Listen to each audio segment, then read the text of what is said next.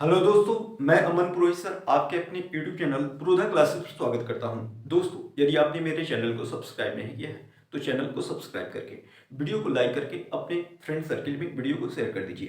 तो आइए स्टार्ट करते हैं आज का सेशन। और आपको बता दें कि यह जो सेशन है उपसौर और अपसौर पर आधारित है। उपसौर और अपसौर पर आधारित है।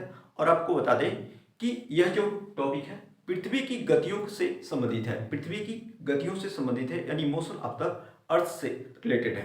तो आइए स्टार्ट करते हैं। और आपको पता है कि पृथ्वी की गतियां जो होती हैं दो प्रकार की होती हैं। पृथ्वी की गतियां कितने प्रकार की होती हैं? तो दो प्रकार की होती हैं।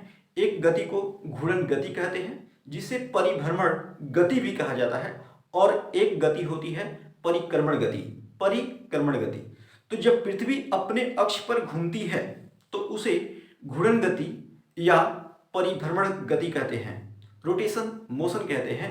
और जब पृथ्वी सूर्य का चक्कर लगाती है तो उसे परिक्रमण गति या रेवोल्यूशन मोशन कहते हैं, रिवोल्यूशन मोशन कहते हैं। तो आइए स्टार्ट करते हैं और समझते हैं इस बात को। तो जो पृथ्वी है अपने अक्ष पर 23.5 डिग्री झुकी हुई है। पृथ्वी अपने अक्ष पर 23.5 डिग्री झुकी हुई है। और झुकी होने के कारण दिन और रात की लंबाई क्या होती है? अलग अलग होती है। और पृथ्वी झुकी है और घूर्णन करती है पश्चिम से पूर्व, यानी एंटी क्लॉकवाइज घूर्णन करती है। और यह घूर्णन के कारण ही दिन और रात होते हैं। इसी घूर्णन के कारण क्या होते हैं? दिन और रात होते हैं। और एक घूर्णन करने में 24 घंटे का समय लगता है, जिसे पृथ्वी दिवस या फिर डेली गति के नाम से जाना जाता है। पृथ्वी दिवस या फिर डेली गति के नाम से जाना जाता है। तो आपको बता दें कि पृथ्वी सूर्य का परिक्रमण करती है। और परिक्रमण करते करते कभी सूर्य के पास आ जाती है तो कभी सूर्य से दूर चली जाती है। कभी सूर्य से पास आ जाती है तो कभी सूर्य से दूर चली जाती है। जब पृथ्वी सूर्य के पास होती है तो इस अवस्था को अपसौर कहा जाता है। उपसौर कहा जाता है। क्या कहा जाता है? उपसौर कहा जाता है। और यह जो दूरी होती है 14.70 करोड़ किलोमीटर होती है। 14.70 करोड़ किलोमीटर होती है। और यह स्थिति 3 जनवरी को आती है। कब आती है?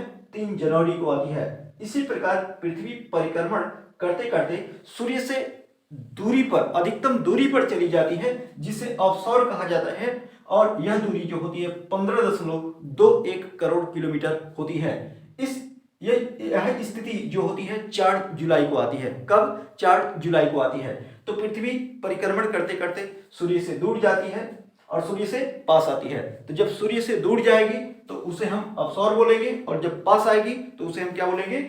उपसौर बोलेंगे।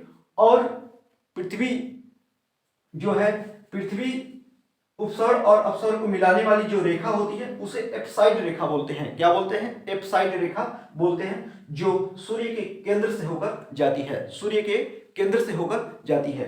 तो पृथ्वी जब सूर्य का परिक्रमण करती है तो एक परिक्रमण करने में 365.1/6 दिन का समय लगता है, जिसे वार्षिक गति कहा जाता है। और इसी परिक्रमण गति के कारण ऋतु परिवर्तन होता है। इसी परिक्रमण गति के कारण क्या होता है? ऋतु परिवर्तन होता है। तो आई थिंक यह वीडियो बहुत अच्छी लगी होगी और अच्छे से समझ में आ भी गया होगा। तो वीडियो को जल्दी से लाइक करके अपने ग्रुप में शेयर कर दीजिए। Thank you.